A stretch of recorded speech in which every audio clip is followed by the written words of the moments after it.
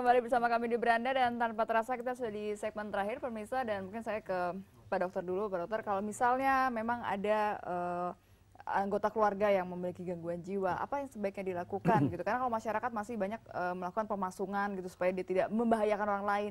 Apa yang harus dilakukan? Apa harus dirujuk langsung ke rumah sakit jiwa atau ke dokter atau bagaimana sebenarnya? Ya, tadi saya setuju dengan Mas Reza tadi bahwa stigma ini harus dikikis sedikit demi sedikit. Bahwa gangguan jiwa itu juga sama dengan gangguan fisik yang lain. Bahwa gangguan jiwa kalau kita terbuka sama dokter, kita terbuka dengan fasilitas kesehatan, kemudian akan ditangani dengan lebih baik. Dengan menceritakan kondisi-kondisi yang sebenarnya, maka dokter akan bisa mendiagnosis yang tepat, kemudian bisa memberikan obat yang setepat-tepatnya, dan diharapkan kalau kita bisa memberikan obat yang adekuat, obat diagnosis tepat, maka relatif dalam waktu singkat gejala itu akan menjadi reda dan akan terkendali. Hanya memang tadi bahwa seringkali kita menemukan bahwa diobati dalam 2 minggu, sebulan bisa selesai. Tapi kita juga sering menemukan bahwa gangguan itu harus di-maintain, artinya harus minum obat jangka panjang. Dan ini yang perlu diedukasi bahwa minum obat ini sebagai suatu kebutuhan. Minum obat ini bukan ketergantungan obat, tapi minum obat ini untuk meredakan gejala dan mencegah supaya tidak kambuh lagi.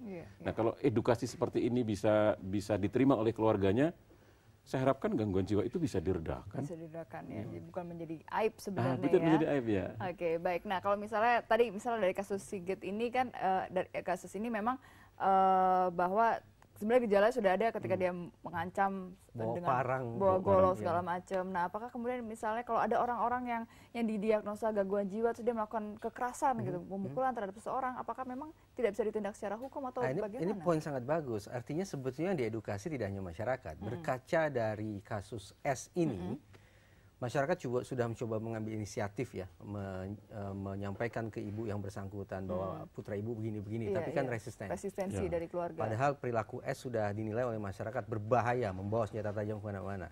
Kalau polisi beroperasi secara tepat lewat yang namanya perpolisian masyarakat, saya yakin ibu S ini bisa dipaksa untuk mengirim anaknya ke tempat rehabilitasi.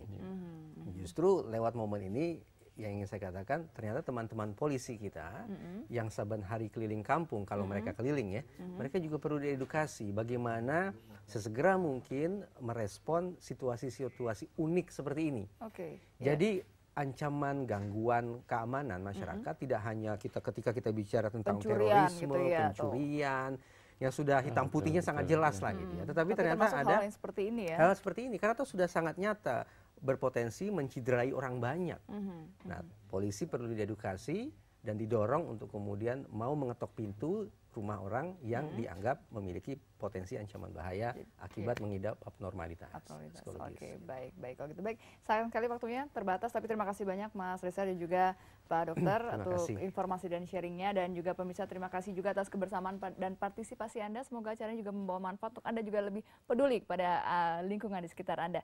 Akhirnya saya Lulu Lukmiati pamit undur dulu, tapi jangan kemana-mana karena akan hadir juga ada Pak Berita yang menemani Anda hingga pukul 11 malam nanti. Pastikan Anda tetap bersama kami di JAK TV. Terima kasih dan selamat malam.